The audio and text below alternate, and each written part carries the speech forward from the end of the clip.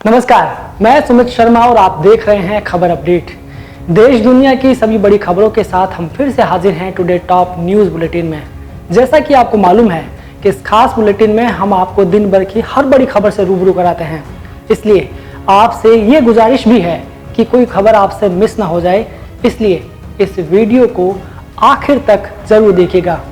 आज की बड़ी खबरों में हम आपको बताएंगे कि दिवाली से पहले कैसे निकला चीन का दिवाला, क्या हुआ जब भारतीय सीमा में घुस गया चीन का एक सैनिक, वहीं देश में तेजी से कम होती जा रही है कोरोना की रफ्तार, बीजेपी नेत्री इमरती देवी को आइटम नंबर बोलने पर कमलनाथ ने क्या सफाई दी, और इस देश में बिकने भी लगी है कोरोना की वैक्सीन, जाने कौन खरीद सकता है और कितनी है कीमत। इसके अलावा भी आपको आज की सभी बड़ी खबरों से अपडेट करेंगे, लेकिन उससे पहले आपसे रिक्वेस्ट है कि इस वीडियो को लाइक और शेयर जरूर कर दें। तो आइए देखते हैं आज की पहली बड़ी खबर क्या है। हर साल भारत में दीपावली से पहले ही चीन की दिवाली मन जाया करती है, क्योंकि दिवाली के दौरान इस्तेमाल होने वाली 90% लाइट्स चीन से आयातित होती थी, जिनसे वो खूब मुनाफा कमाता था। लेकिन इस बार चीन के साथ जो हुआ उससे उसका दिवाला निकल गया। दरअसल इस बार भारत में राष्ट्रीय कामधेनु आयोग गाय के गोबर से 33 करोड़ इको फ्रेंडली दिए बना रहा है, जिसका मकसद है गो संवर्धन, गो संरक्षण और गो पालकों का स्वावलंबन। कामधेनु आयोग के मुताबिक देश के 15 राज्य गाय के गोबर से चीनी आइटम को मुकाबला देने के कार्यक्रम में शामिल होने के लिए तैयार हो गए हैं। जहां एक और सरकार के इस काम की हर तरफ तारीफ हो रही है, वहीं दूसरी तरफ चीन अपने नुकसान के चलते तिलमिला गया है। चीनी मीडिया अनाप शनाप बेबुनियादी दावे करने लगी है। चीनी सरकार के मुखपत्र ग्लोबल टाइम्स ने कहा कि भारत बिना जांचे परखे मेक इन इंडिया कार्यक्रम को प्रोत्साहित कर रहा है।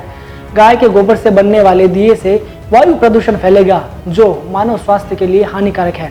तो सुना आपने, हर बार दीपावली पर खूब मुनाफा बटोरने वाले चीन के हाथ इस बार जब कुछ न लगा तो वो अनाप शनाप बकने लगा। चलिए आगे बढ़ते हैं दूसरी बड़ी खबर की ओर। क्या हुआ जब भारतीय सीमा में घुस गया चीन का एक सैनिक।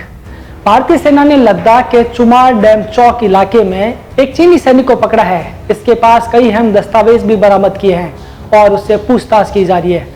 सूत्रों ने दावा किया है कि चीनी सैनिक अपना याक बरामद करने के लिए भारत में आ गया था। वो अकेला था और उसके पास कोई हथियार नहीं था। हो सकता है कि ये सैनिक अनजाने में भारतीय क्षेत्र में प्रवेश कर गया हो। पूरी प्रक्रिया का पालन करने के बाद उसे तय प्रोटोकॉल के तहत चीनी सेना को वापस सौंप दिया जाएगा। फिलहाल उससे पूछताछ की जा रही है। बहरहाल रुक करते हैं तीसरी बड़ी खबर का। देश में तेजी से कम होती जा रही है कोरोना की रफ्तार। देश में 3 महीने बाद एक दिन में कोरोना से मौत का आंकड़ा 600 से कम हुआ है। पिछले 24 घंटे में 589 लोगों की कोरोना से मौत हुई और 66,399 लोग कोरोना से ठीक हुए। स्वास्थ्य और परिवार कल्याण मंत्रालय द्वारा जारी आंकड़ों के मुताबिक भारत में पिछले 24 घंटों में कोरोना के 55,722 नए मामले सामने आए और 589 लोगों की मौत हुई। देश में पॉजिटिव मामलों की कुल संख्या 75,50,273 हो गई, जिनमें 7,72,055 सक्रिय मामले और 66,63,608 ठीक मामले, वहीं 1,14,610 मौतें शामिल है। तो कुल मिलाकर देश में कोरोना की घटती रफ्तार सुकून देने वाली बात है। आइए देखते हैं चौथी बड़ी खबर क्या है।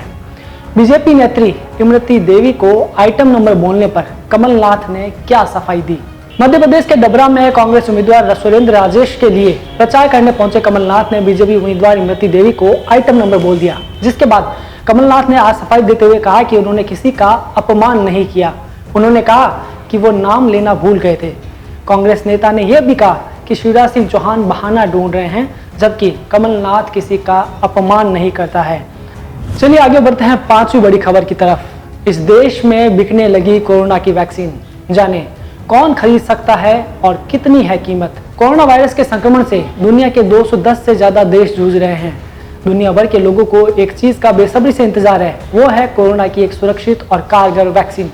अगस्त में रूस का दावा करने के तुरंत बाद चीन ने भी वैक्सीन बना लेने का दावा किया था। हालांकि अब तक ये दावा ही किया गया, किसी भी वैक्सीन के अंतिम चरण का ट्रायल पूरा नहीं हो सका था और न ही नैदानिक परीक्षण के लिए अंतिम परिणाम प्रकाशित किए गए थे। इसके बावजूद रूस में वैक्सीन लगाया जाना शुरू हो चुका है, जबकि चीन में इमरजेंसी अप्रूवल के जरिए उच्च जोखिम वाले लोगों को वैक्सीन दी जा रही है। चीन में वैक्सीन की बिक्री भी शुरू हो गई। दरअसल पूर्वी चीन के एक शहर में क्लिनिकल ट्रायल से अलग प्रायोगिक तौर पर उच्च जोखिम समूह के लोगों के लिए कोरोना वैक्सीन की बिक्री शुरू की गई है।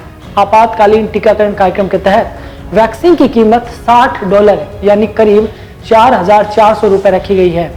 चीन की राजधानी बीजिंग के सिनोवैक बायोटेक की ओर से विकसित किए गए इस वैक्सीन का नाम कोरोनावैक है, जो कि पूर्वी चीन के जेंजियांग प्रांत के जिनसिंग शहर में स्वास्थ्य कर्मियों, महामारी की रोकथाम में जुटे लोगों, जनसेवा में जुटे लोगों और पोर्ट इंस्पेक्टर को यह वैक्सीन दी जा रही है। तो दोस्तों, ये थी आज के दिन की बड़ी खबरें। आपको ये न्यूज बुलेटिन कैसा लगा हमें कमेंट करके जरूर बताएं। और हाँ, हर रोज दिन भर की बड़ी खबरों से अपडेट रहने के लिए हमारे चैनल को सब्सक्राइब जरूर कर लें।